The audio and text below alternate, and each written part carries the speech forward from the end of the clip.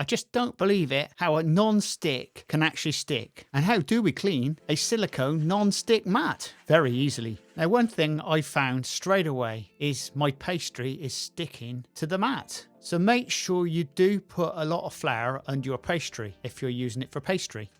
Just check this out. Look at this. My pastry is actually sticking to the mat. Look at that. Non-stick mat, but sticks. Look at that mess. More flour, that'll help. But it is a bit of a sticky mess.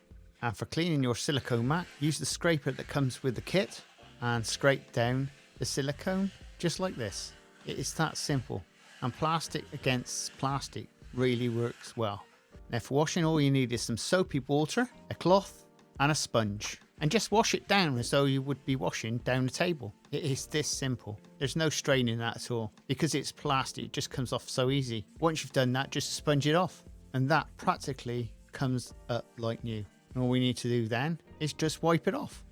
And if you like this type of content, please subscribe and please share. And don't forget, if you want to buy me a coffee, check out the description. Also, there's a link above. And we'll see you again very shortly on the Crazy Baker channel. Laters!